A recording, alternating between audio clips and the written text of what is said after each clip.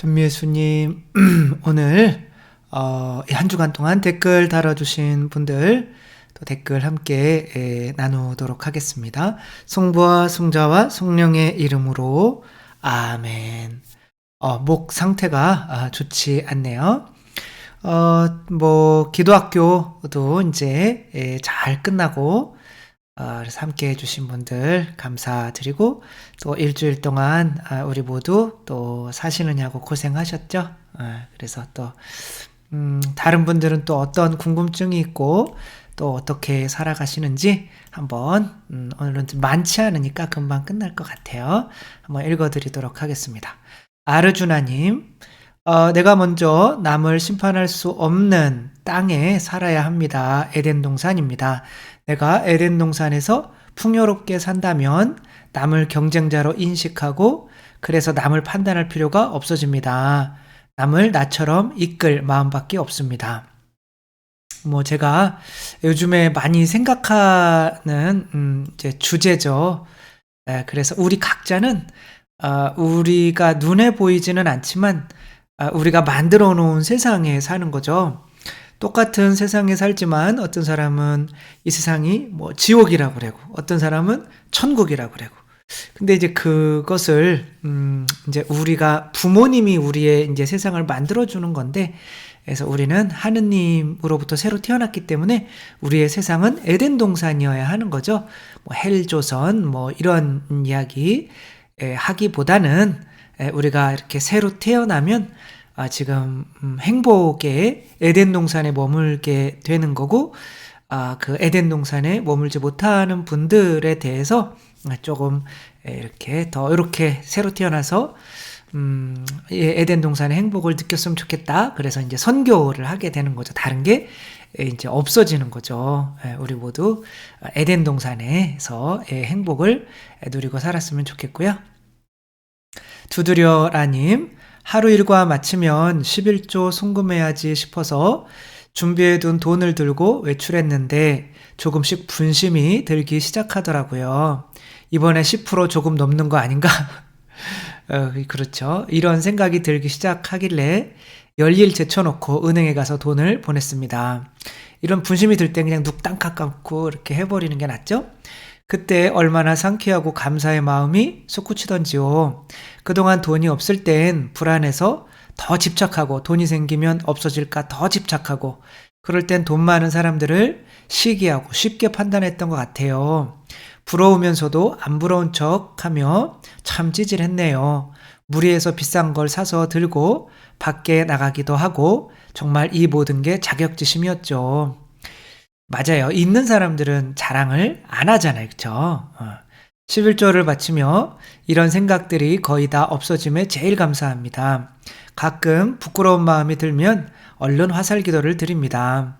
정신적으로 피곤하지 않고 나의 아버지께서 채워주시고 먹여주시고 입혀주실 텐데 라며 믿는 구석이 생겨서 그런지 예전에 쓸데없는 곳에 쏟던 에너지 소모가 없어서 아주 마음이 평안합니다. 행여 또 집착이 올라오면 성체 앞에 앉아서 주절주절 이야기 드리고 그런 마음도 다 가져가시라고 도움을 청합니다. 제가 제 자신을 약탈하며 살았던 지난날을 반성합니다. 이 넓은 에덴 동산이 내 거고 이 세상을 창조하신 주님이 친정 아버지이신데 쪼잔하게 100년 살지 말고 통 크게 영원히 살자며 오늘도 다짐합니다. 11조 제가 강조하는 것 중에 이제 굉장히 큰 거죠. 그리고 우리 가톨릭이 11조를 개신교처럼 다 냈으면 좋겠다라고 하는 거죠. 아까 에덴 동산에서 사는 사람은 경쟁할 필요도 없고, 이제 내가 행복하니까 다른 사람의 눈치 볼 것도 없고, 그냥 재벌 며느리면 검은 봉지 들고 다녀도 막 신나잖아요. 그쵸? 남들은 채널이나 빗동이나 이런 거 들고 다녀도 나는 검은 비닐봉지. 근데 여기 이제 그렇게 다녀야 그렇게 할 수 있는, 만들어줄 수 있는 것 중에 일단 내가 거기에 속했다라고 하는 거는 그 11조니까 선악과를 바치는 거니까 주님께 이제 11조를 바치면서 내가 이제 에덴 동산에서 살고 있음을 내 자신이 그렇게 느끼려고 노력하면 좋을 것 같습니다. 홍유림님, 신부님, 제 큰애 아기 때부터 같은 동네 살았던 아이 엄마랑 저랑 동갑이라 친구 먹고 아직 연락하고 지내는데 저한테 예전부터 성당에 대해 물어보곤 했어요. 그래서 그쪽 성당에 연결해 준 적도 있었는데 중간에 흐지부지 되고 저도 다른 동네로 이사 가서 사는지라 더 신경 못 썼거든요. 그땐 저도 신앙심이 별로 없었던 것 같아요.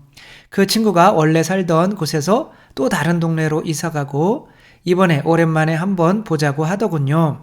근데 스케줄이 우연히 그렇게 되어서 그 친구 만나기 전 성당에서 성체조배를 하고 갔는데 예전에 그 친구 성당 다니고 싶어 한 게 기억나면서 신경 못 써준 게 생각나고 이번에는 좀 더 적극적으로 얘기해야겠다는 생각이 들더군요.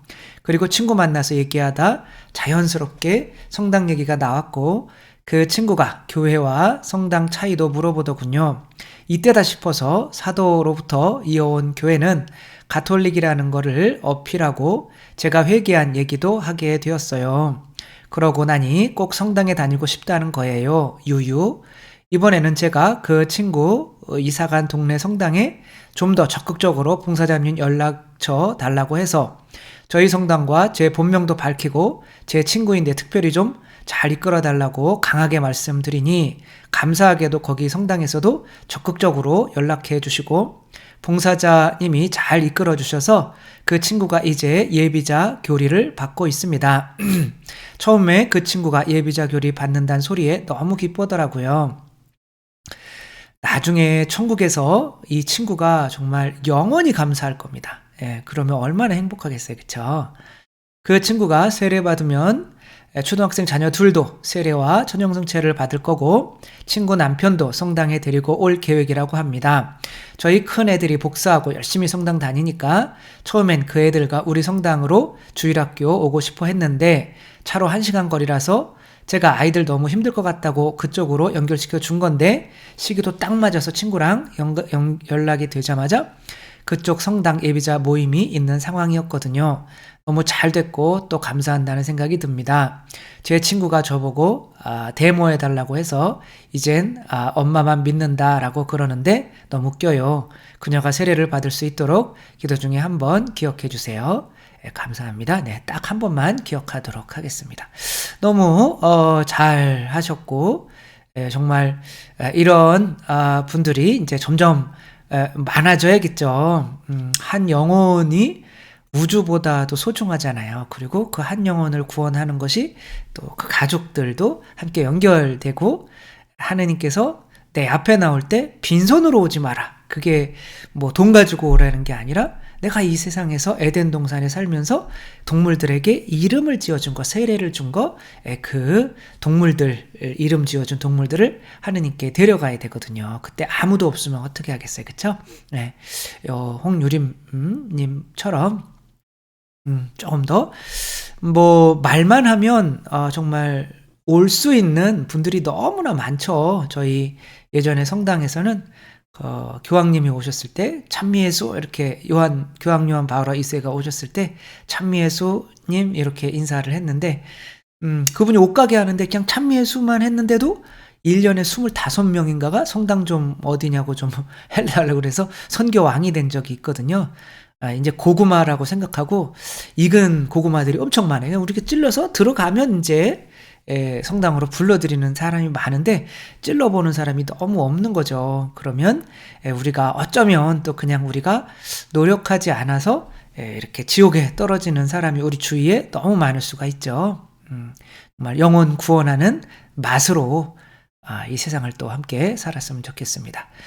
그레이시 코님, 욕한 거 아니에요, 그레이씨. 신부님 안녕하세요. 강론 말씀 듣다가 궁금한 점이 생겨서 댓글을 달아봅니다. 제 주변에는 사이비 종교를 믿는 사람도 있는데 그 사람들이 주님 안에서 산다, 주님이 다 알아서 해준다 라고 하면서 11조도 내고 성금도 크게 내더라고요. 이런 사람들을 보면서 나는 저렇게 함부로 내 돈을 내면 안 되겠다 싶거든요. 성당에 헌금을 낼 때도 11조보다는 낼 수 있는 만큼 내려고만 했고요. 인간이 하는 일이라 믿기가 힘들다는 마음이 제 안에 가득한데 신부님 말씀을 듣고 나니 제가 잘못 생각하고 있는 것 같아서 답답하고 궁금합니다. 네, 사입이나 뭐 이단이나 뭐 개신교나 이런 사람들이 11조를 낸다고 그래서 우리 카톨릭은 안 내야지 이런 거는 안 되죠. 그쵸? 그 사람들이 100% 틀린 게 아니거든요. 사입이라고 하는 거는 비슷하다는 거예요. 비슷하다. 그러나 아니라는 거예요. 그러니까 한 98%는 비슷하고 2%가 아니라는 거예요. 그러니까 이 11조 같은 경우는 그쪽에서 제가 볼 때는 잘 지키고 있는 거고, 저희가 우리가 이제 너무 11조에 대해서 이제 잊어버렸죠. 그래서 그거를 좀 되돌릴 수 있으면 좋겠다 싶습니다. 이숙현님, 신부님 11조를 하려고 생각하다가도 어이쿠 내가 이래도 되는가 생각에 11조가 가로막힙니다. 그럴 때 잠깐 다시 생각해보면 다 주님 것인데 무슨 생각을 하는 거야 하고 정신을 차리고 행하곤 합니다.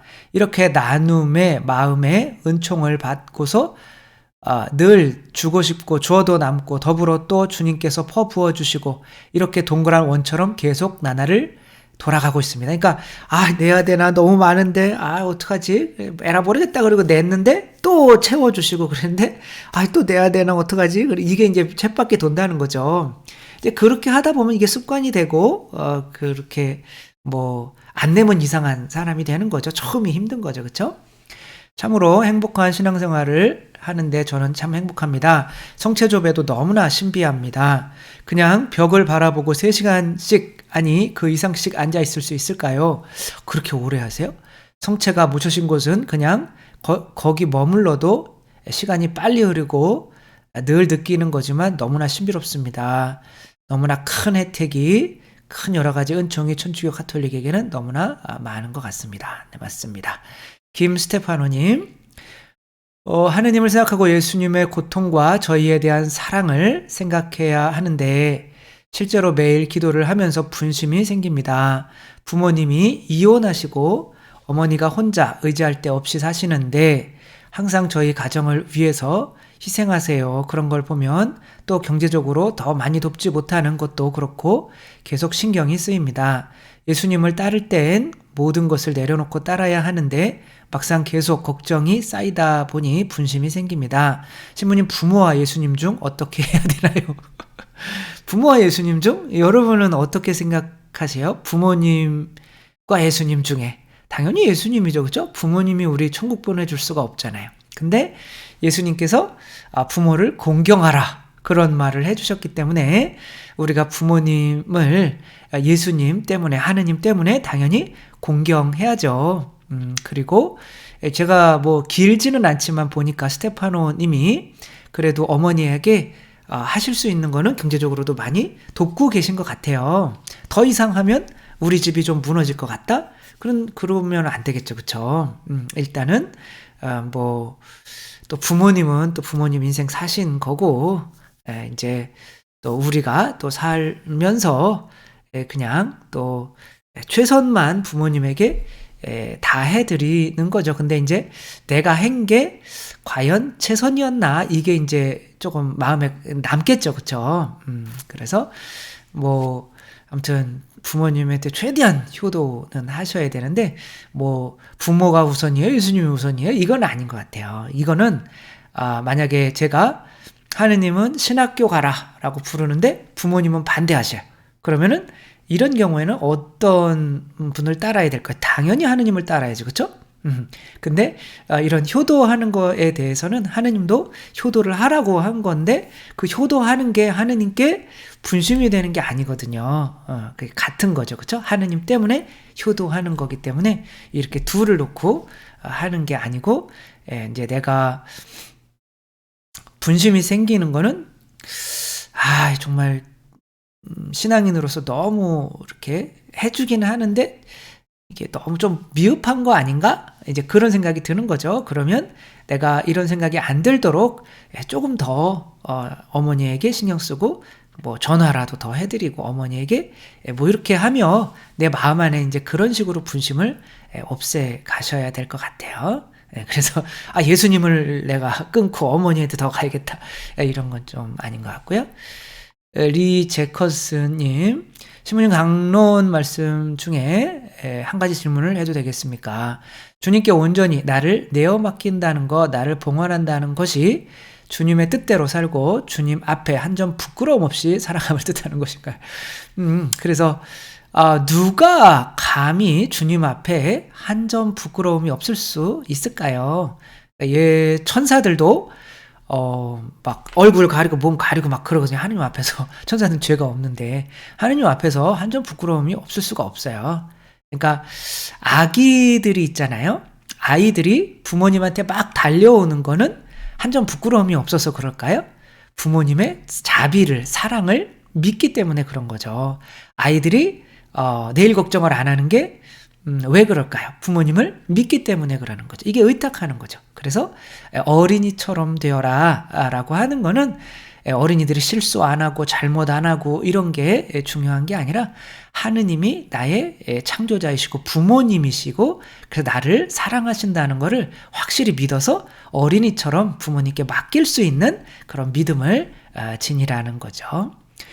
세실님, 지난번에 답변 주셔서 감사드리는데 성경에 권위가 없다고 하셨는데 성령의 감도로 쓰여진 하느님의 말씀에 권위가 없다 하시니 공부하는 신자로서 좀 혼란스럽습니다.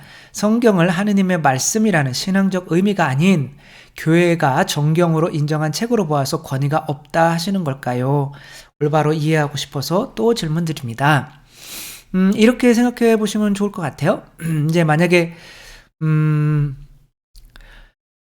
이렇게 어떤 저희 신학생들이 본당에 나와서 살잖아요. 그러면 신부님이 이제 방학이 끝나면 테스티모니움이라고 하는 거를 써서 봉해가지고 밀봉해가지고 이제 신학생한테 주어서 이제 신부님 갖다 드려라, 신학교 갖다 드려라 이렇게 해요. 그러면 신학교에서 그거를 뜯어서 요 신학생이 본당에서 잘 못 살았구나, 잘라야겠다, 뭐 아니면 참 잘 살았네, 뭐 이런 걸 하는 거잖아요. 그쵸? 그러면 권위는 그 테스티모니움이 있는 거예요? 아니면은 그거를 써준 사람과 그것을 받는 사람이 있는 거예요? 이 종이란 말이에요. 종이에 불과하단 말이에요. 근데 그것을 쓰신 분이 권위가 있는 거고 그것을 해석하는 교회가 권위가 있는 거지, 그거 자체가 권위가 있다고 생각하면 뭐 사이비에서 이건 권위 있는 거니까 이걸 믿으세요, 다 그런 거잖아요. 내가 재림 예수니까 믿으세요. 그러니까 성경에 권위가 있는 거니까 믿어야겠네, 이렇게 생각하는 거잖아요. 그쵸?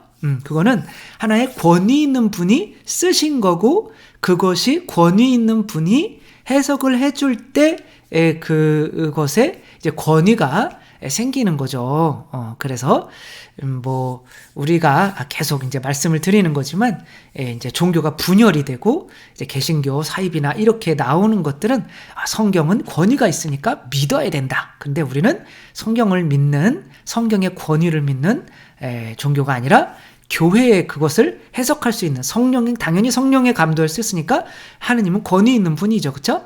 그리고 그것을 해석할 수 있는 교회의 권위를 믿는 우리 교회인 거죠. 그렇죠? 그래서 그 성경은 권위 있는 교회가 받아서 해석해 주지 않으면 권위가 그거 자체로는 스스로 권위를 인정할 수가 없게 된다는 거죠. 그렇죠? 제이햄님, 박진영 강의를 궁금해서 들었는데 한 부분에서는 신명기 4장 16절, 출애굽기 20장 4장 5절을 말하며 성모님상을 만들고 천주교에서 기도 드리는 것에 대해서 말하더라고요. 뭐 완전 개신교 신자 된 거죠. 이렇게 명확히 성경에 나와 있는데 이게 뭐죠? 요거는 이제 뭐 우상을 만들어서 이렇게 성전에 두지 마라 라고 하는 거죠.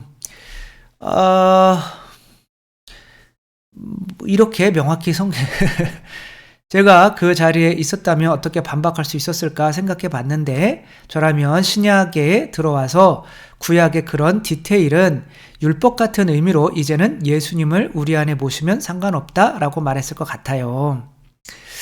자, 구약에는 그런 것이, 성경에 그런 것이 성전에 없었나요? 이제 들어가면 제단이라고 하는 게 있어요. 그쵸? 제단에 뿔이 있어요. 근데 그거는 거의 하느님의 권위처럼 여겨졌단 말이에요. 그 뿔을 잡고 있으면 하느님을 잡고 있는 거기 때문에 그 사람을 끌어내지 못했단 말이에요. 좀 뭐 물두멍도 있고, 좀 안으로 들어가면은 이 메노라라고 하는 이 뭐 등잔대도 있고, 이제 떡상도 있고, 분향단도 있다. 이런 모든 것들이 다 하느님을 상징하는 거예요. 그러니까 여기에서 하느님을, 그리고 뭐 또 더 하늘에 들어가면 천사가, 거기에 휘장에 천사들이 그려져 있거든요. 뭐 천사가 그려져 있는 거나 뭐 성모님이 그려져 있는 거나 뭐가 달라요? 그러니까 구약에도 성막에도 이미 이 세상 것들을 본뜬 게 많았단 말이에요. 그러니까 여기서 말하는 이 세상 것들을 본떠서 너희 마음 안에 넣지 말라고 하는 거는, 그게 우상, 그게 하느님을 상징하지 않는 것들을 너희 성전 안에 넣지 말라는 거. 예를 들면 돈과 같은 거. 그러니까 이스라엘 백성이 성전에서 예수님이 이제 채찍으로 쫓아냈잖아요. 그러니까 그때 그런 게 우상인 거지. 그러니까 뭐 나한테 절해라, 그럼 내가 세상 영화를 주겠다 그랬더니 뭐 하느님만을 섬기라는 말이 이 성경에 있다 이러잖아요. 그러니까 이제 그 섬기는 거, 내가 섬기는 거. 그래서 성모님에게 인사할 때 그냥 하나의 인간에게 인사하는 건가요? 아니면 그 태중에 계신 예수님께도 인사하는 건가요? 예수님을 잉태하고 계시기 때문에 인사하는 거죠. 그쵸? 그게 구약의 계약의 궤가 그렇단 말이야. 계약의 궤는 하느님, 거의 하느님이에요. 하느님의 말씀. 그 다음에 뭐 떡상도 마찬가지고, 메노라도 마찬가지고, 그러니까 뭐 제단도 마찬가지고, 다 하느님을 상징하는 거고, 하느님께 내가 나아가기 위한 하나의 길목이란 말이에요. 그쵸? 그러니까 우상은 하느님 아닌 다른 것에게 마음이 쏠리게 만드는 게 우상인 거지, 하느님을 향하게 하는 것들은 우상이 아니란 말이야. 구약이나 신약이나 이미 그 성전 안에 이 세상 것들을 본따서, 뿔은 이 세상 거 아닌가요? 뭐 등잔대는 이 세상 거 아닌가요? 천사는 이 세상 거 아닌가요? 다 뭐 이 세상 거 본따서 만든 거죠. 구약에 그런 게 하나도 없어요? 그거는 거짓말이에요. 구약에도 성전에는 이 세상 것을 본떠서 만든 게 있는데, 그것들은 다 하느님을 지향하게 생각하게 만드는 것들이었던 거죠. 그렇죠? 그러니까 하느님께로 향하게 만드는 것들은 이 세상 것들을 본떠서 성전 안에 넣어도 되는 거죠. 그러면 성모님이 동방박사가 예수님께 향하기 위해서 먼저 누구를 거치셔야 됐을까요? 어머니 필요 없으니까 예수님만 막 이렇게 했을까요? 아니면 어머니에게 당연히 허락을 받았을까요? 왜? 하느님께서 어머니 통해서 오셨으니까. 그래서 그냥 놀지 마세요. 그냥 이런 이렇게 그냥 뭐 천주교가 마리아교고 뭐 성모님을 우상으로 뭐 성당에 갖다 놓고 섬긴다. 뭐 본인들은 십자가 뭐 안다나요? 그쵸? 그리고 너무 없잖아요. 그리고 그 교회에 뭐가 이렇게 예수님께 향하는 것들이 딱 그 십자가인데, 십자가가 그래서 의미가 있는 거죠. 예수님께 향하게 만드는 거잖아요. 성모님도 십자가 이 세상 것을 본뜨지 말라고 그랬는데 성모님 그 십자가는 이 세상 거 아닌가요? 똑같은 거지? 그러면 다 이 법에 다 걸려요. 그래서 오히려 지금에 있는 교회 그 십자가만 딱 걸어놓은 교회보다 지금 옛날에 이 계명을 가지고 성전, 성막을 지었을 때 그 안에 이 세상 것들이 훨씬 많았다. 그런데 그것은 그래도 되는 것은 하느님을 하느님께로 향하게 하는 것들이기 때문에 된 거지, 하느님을 향하게 하는 것들이기 때문에 그게 우상이 아닌 거죠. 그렇죠? 그러나 돈이나 뭐 이런 것들이나 그런 것들이 있다면 이제 그런 것들을 하느님께로부터 멀어지게 만드는 것들이기 때문에 그거는 이제 우상이 되는 거죠. 그러니까 그러니까 뭐 십계명으로 이 세상 것을 본딴 어떤 것도 만들지 말라고 그랬는데 왜 성모상 만들어 놓고 절하냐? 그러면 그냥 연을 끊고 오시면 됩니다. 그래서 일단은 그런 계명을 했던 모세조차도 그 성막에 지을 때 이 세상 것을 엄청 갖다 놓고 만들었다. 그러나 그 모든 것들이 다 하느님을 지향하게 만드는 것들이었다. 우리도 성모님께 인사할 때 예수님께 인사하는 거고 그 예수님을 보면서도 예수님 뭐로 잉태되셨어요? 성령으로 잉태되셨죠. 그렇죠? 그러면 또 성령은 또 누구와 은총이 가득하신 말 주님께서 함께 계십니다. 그 주님은 누구예요? 하느님 아버지인 거죠. 그렇죠? 그러니까 성부, 성자, 성령이 함께 계신 성모님께 인사하는 게 뭐가 잘못됐냐. 그래서 우리가 무슨 뭐 이 동상을 섬기는 거냐. 그분을 통해서 하느님께로 나아가는 거지. 이렇게 말씀을 하시고 그래도 안 된다고 하면은 돈을 이제 꿔주지 말고 돈 꿔서 갚지 말고 아니 그러면 안 되겠지만 서용찬님 제2수요일에 아내가 11조를 하겠다고 선언했습니다. 저희 가정을 이토록 나가도록 반갑게 맞아주신 하느님께 감사드리며 여기 형제님이 11조를 너무 보통은 이제 자매님들이 하면서 형제님 눈치를 보는데 여기서는 좀 박봉에 모으고 11조까지 열심히 준 아내도 너무 고맙네요. 물론 봉헌금과 기부금을 포함한다고 통보하였지만요. 뭐 그렇게 하시면 되죠. 신심이 저보다 깊은 아내지만 아직까지 신부님 강론에 거부감을 보이고 있습니다. 네, 감사합니다. 이제 그리고 이제 빨리 이제 오겠죠. 그렇죠? 11조 내면 듣게 돼 있어요. 전 속으로 나라면 먼저 듣고 신부님 강론을 내게 알려주었더라면 훌륭한 말씀에 정말 고마웠을 텐데 라고 생각했지만 곰곰이 생각해보니 그동안 제 행동거지가 신앙인의 모습과 신뢰가 너무 부족한 탓에 신부님만 욕되게 한 것이라 알게 됐습니다. 무슨 뭐 그렇게 11조까지 내시는 뭐 분이 그렇게 무슨 욕되게 하고 그렇게 살지는 분명히 안 하셨을 것 같아요. 본인이 이제 그렇게 생각하시는 거죠. 다 좋아질 겁니다. 논나님, 사순절이 시작되면서 일부러 그런 것은 아닌데 하사시 순환이 들어가게 되었어요. 9권 읽는 거죠. 그렇죠? 그냥 뭐 읽다가도 사순절 때 9권 딱 읽어도 좋아요. 8권, 9권. 근데 이제 8권, 9권은 좀 많으니까 9권만 읽으셔도 되고 시간이 되시는 분들은 8권, 9권 이렇게 읽으셔도 되고 사실 주님의 피 흘리심의 의미는 알지만 뜬구름 보듯 가슴에 박히지는 않았습니다. 마치 저는 예수님 피 흘리게 한 자녀는 아니거든요. 다른 사람들이 그런 거예요 하고 생각했나 봅니다. 며칠 전부터 7기도 시작하였고 하사시도 읽으면서 예수님의 고통을 뼛속 깊이 새길 수 있는 은총을 청해봅니다. 그렇습니다. 주님의 고통이 저와 무관하다면 아무리 기도한들 무슨 소용이 있겠습니까? 다만 저 스스로 하지 못하는 일이니 기도하며 사순시기가 헛되이 되지도 않도록 기도하겠습니다. 네, 사순시기 정말 잘 시작하시는 것 같고요.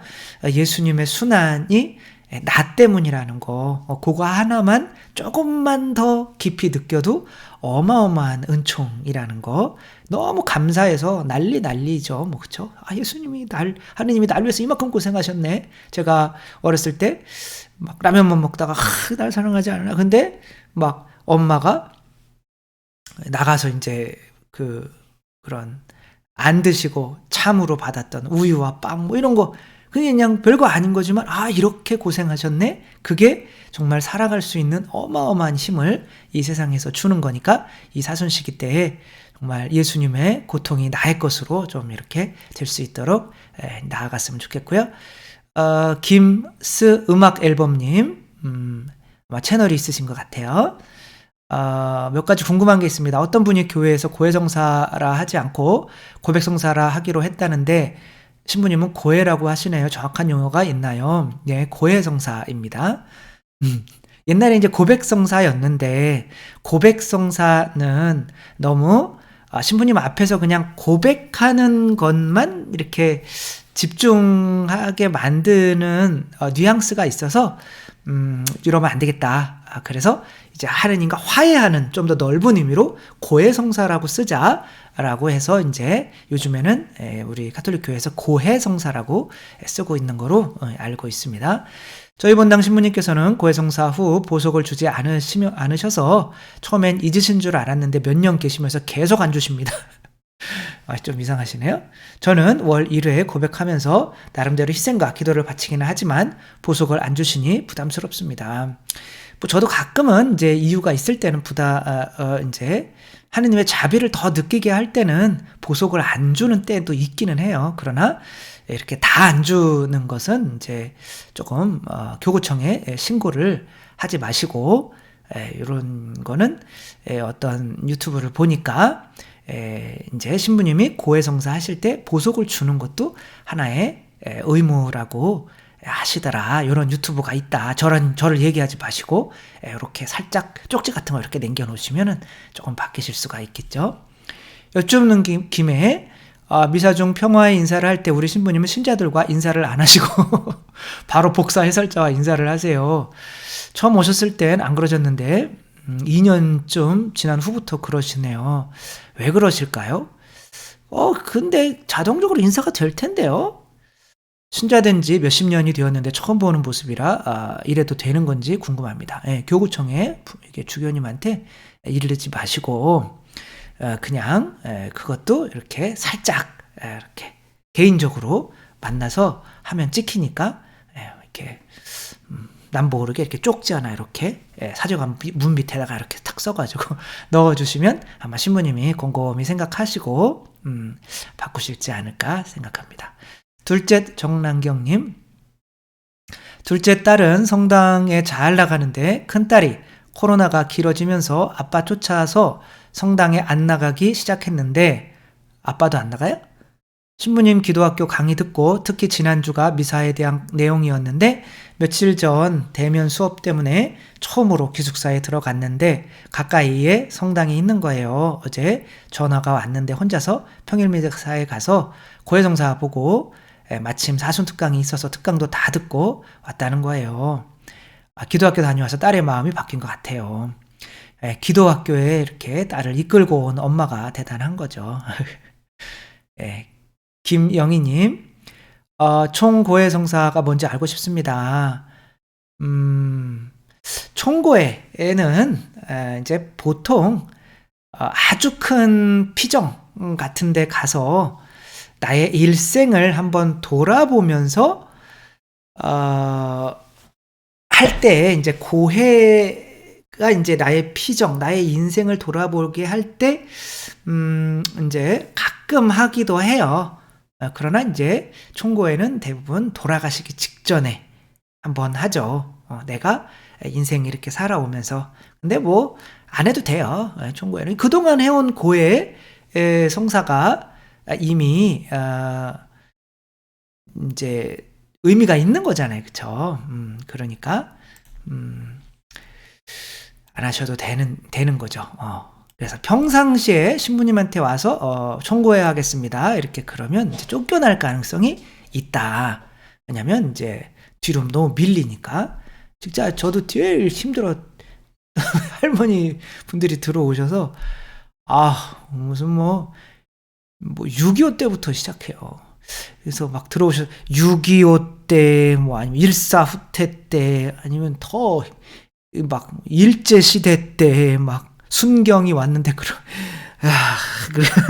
그리고 뭐 또 끊기도 뭐 하잖아요. 그쵸? 그것도 한번 말씀을 하시려고 하는 건데 이제 뭐 매번 그렇게 할 필요는 없고 아주 특별한 경우에 하는 거다. 총고에는 이렇게 또 말씀을 드리고 꽃피는 춘삼월이네요.